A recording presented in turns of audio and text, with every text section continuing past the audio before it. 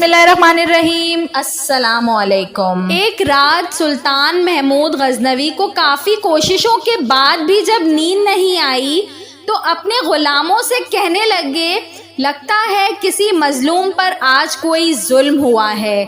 तुम लोग गलियों में फैल जाओ और अगर कोई फरियादी नज़र आए तो उसे मेरे पास ले आओ।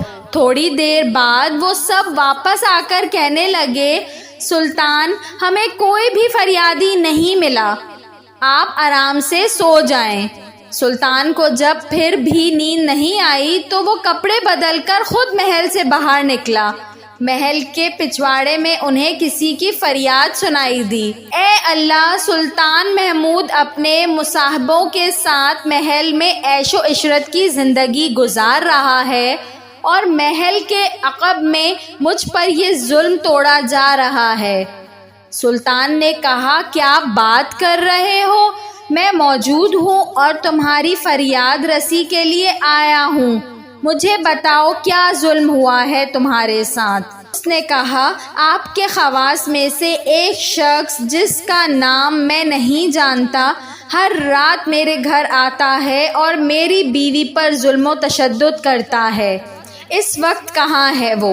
दोबारा जब वो आए तो फ़ौरन आकर मुझे इत्ला कर दो। और फिर सुल्तान ने महल के दरबार को दिखाया और कहा कि जब भी ये दरबार आएगा मेरे पास पहुँचा दो। अगर मैं नमाज की हालत में भी हूँ तो परवाह मत करो।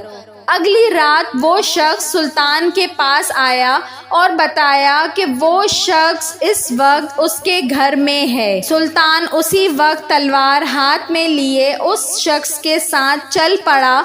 जब उसके घर के करीब पहुंचा तो उससे कहा कि घर के सारे चिराग बुझा दो। फिर अंधेरे में ही उसके घर में घुसकर उस शख्स का सर तन से जुदा कर दिया। फिर सुल्तान ने हुक्म दिया कि चिराग रोशन कर दो। उस शख्स का चेहरा देखा और सजदे में गिर पड़ा। फिर घर के मालिक से कहा, अगर कुछ खाने को है तो ले आओ, मुझे बहुत सख्त भूख लगी है। आप जैसा सुल्तान गरीब के घर का खाना खाएगा? जो कुछ भी है ले आओ। वो शख्स एक सूखी रोटी उठा लाया जिसे सुल्तान ने बड़ी रग़बत से खाया। वो शख्स सुल्तान से पूछने लगा कि चिरागों को बुझाना, सजदा करने और रोटी तलब करने के पीछे आखिर क्या माजरा है।